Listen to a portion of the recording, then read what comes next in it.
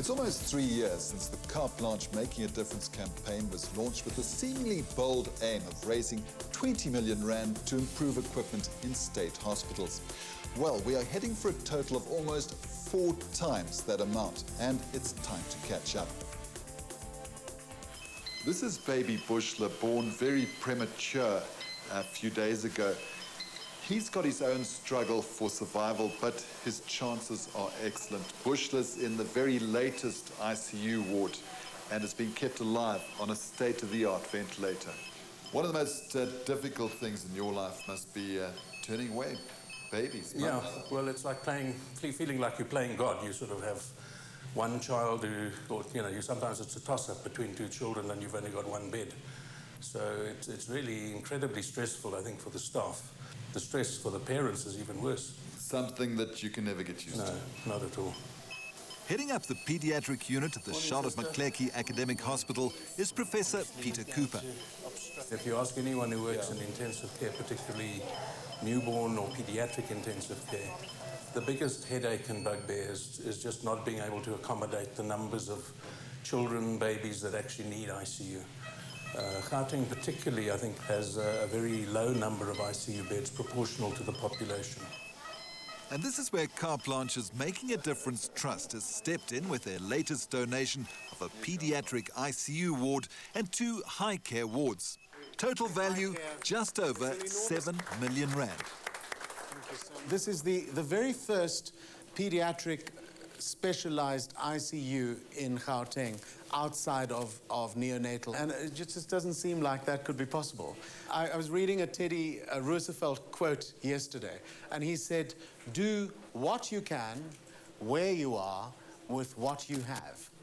And I think this is evidence of all of you doing exactly that. And it's a way to lead South Africa into a positive future and to make a contribution to the children that really have been neglected. This hospital has a neonatal ICU, but they've never before had something that caters for children of all ages. This particular ICU is a 6-bed ICU, which will take the pressure off this particular hospital and largely the pediatric community in Gauteng. Carolina Andropoulos spearheads Carte Blanche's charity drive. She works pro bono, bringing sponsors on board. So much needs to be done that it must be difficult to assess what you can do with the funds.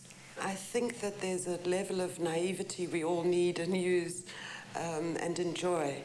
There are moments where all of this seems overwhelming and other moments where anything is possible. Oh, that's a good, strong little voice. Clever one.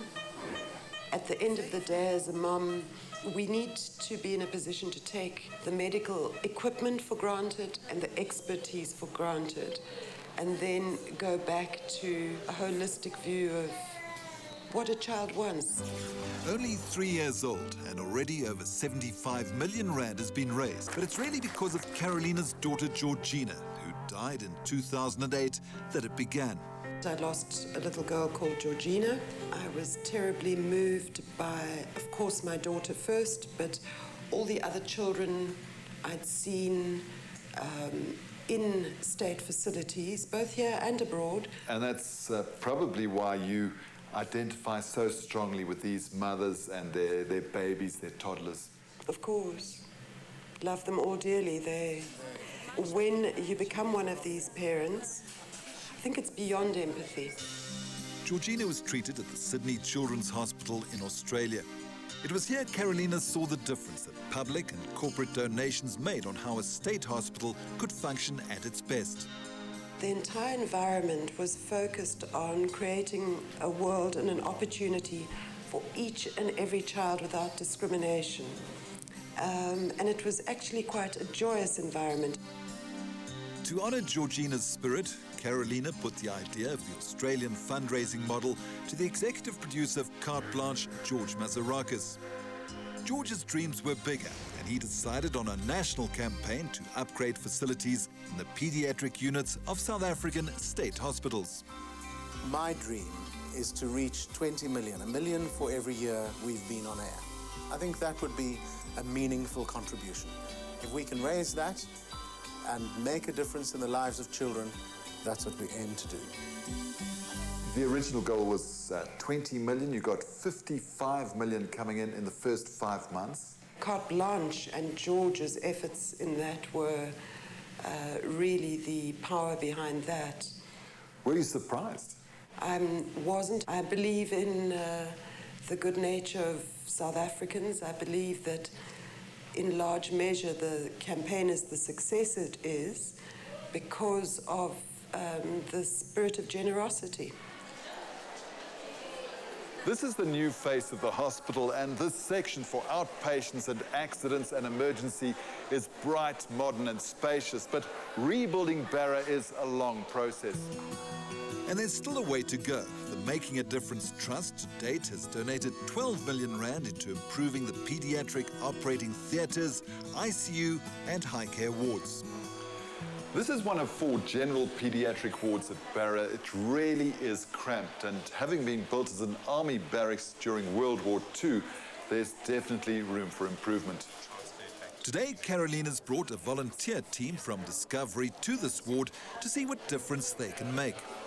This particular visit today is one of those projects where it's not directly what we do in terms of pediatric ICUs, high care wards, etc., but it is pediatric focused. Using their volunteer workforce program, the Discovery employees are looking at the best ways to upgrade the ward. And this is the only bath in the entire Ward 17. This is the one and only bathroom for all of these children. It's way beyond a job for them. It is, something that they do because it's their ethos, it's who they are as people. In Barra's surgical neonatal unit, the Trust has made a massive impact, revamping the entire area. But it's not finished yet. An ICU shell is standing ready, waiting to be completed.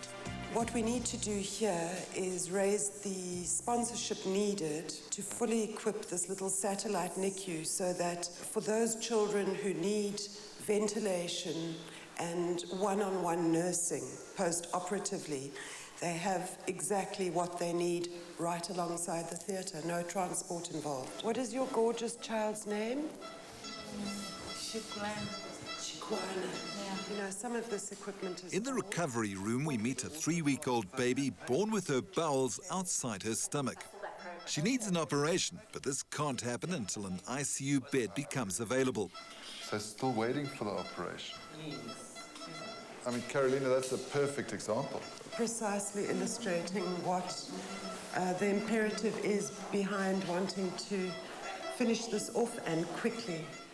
While completing Barra's satellite ICU is still on Carolina's wish list. So, Carolina, 5 ICU beds, what are we looking at? At about 2.5 million rand, please. At the Charlotte Maclechie Academic Hospital, it smiles all round at the opening of their pediatric ICU and high care wards. Present is Gauteng's MEC for Health and Tombi Mekwe. The contribution by Carte Blanche and other sponsors in procuring equipment for these wards is laudable, and we really appreciate that your priorities are aligned with those of government. It is also important that your intervention is made at the same hospital which was in the news last year for all the wrong reasons. I'm sure we could be in the news now for good things that we do. Discovery have been committed to the campaign from the start, donating 2.5 million rand to the pediatric wards. Now they've put an additional $1 million into this specific handover. Interesting statistic coming out that each bed will probably see about 50 patients passing through, and that's 50 lives. I think it's going to add a huge amount of value to the community here in Johannesburg. It is a proud moment that we're part of this whole process, and the professors here are extremely passionate about the work that they do. And it's good to see people here are proudly South African, they're giving back to society, so it's a fantastic initiative. I think R1 million is something that deserves a special hand. David Emmanuel of Ardendorf Machinery personally gave R1 million rand, which bought a red cam, a piece of medical equipment dedicated to saving sight, specifically used with premature babies. The RetCam can be used by someone who's not an eye specialist, and it actually takes photographs of the retina, the back of the eye. So this equipment could save or at least protect the eyesight of these babies? Correct, yeah. Identify the problem early enough that it can be treated to prevent the process going on to cause complete blindness. Now, I don't know if it saves 1 in 100, I don't know how many it saves. But even if it only saves one's eyesight, it's still worth it, especially if it's yours. So, what do you think of the whole campaign, the Making a Difference campaign? I think the campaign is the best campaign that I've ever come across, ever. And I'm not saying this because I'm talking to you, Derek. You know, it's very easy to make donations of here and there, and I've got no idea what happens to that money. I've never seen it. This is the first time in my life, actually, that I've actually seen something, you know, that's actually there. For us, this is not the norm to actually see how I think we affect people's lives in such a humane way. I found it amazing just to be able to see the impact that we've had on the lives of people and on the kids especially. Justine Mazoko and Rabia Musa are with Deloitte and Touche, who make it their job to ensure complete transparency in the accounting. In our view, and it's really based on the work that we've done, we can report back to say that the donations were utilised in accordance with the donor requests and utilised in accordance with the specifications of the selected hospitals as well. AfriSam made a difference with their $1 million donation.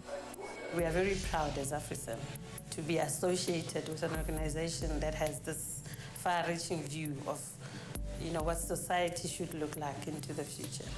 Transnet also came to the party with R1 million. It's very amazing to see where the money has gone and the difference that it's going to make in children's lives. Because here we've given an opportunity for children who probably might not actually have made it in life. Cecil donated $500,000 to be spent on the high care wards. Looking at some of the young children that are here today, we realize that they come from very poor homes and that their need for care is quite intense. So it's immensely satisfying knowing that we are able to respond to the needs of these young children.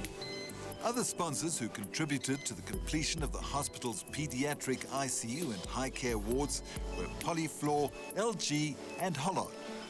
Medical equipment suppliers who gave discounts and donations were Genop Holdings, Respiratory Care and Litha Critical Care. Each and every one doing what they can with what they have. This is a very proud moment for me as a South African to be able to stand in this premises and see what we've achieved collectively.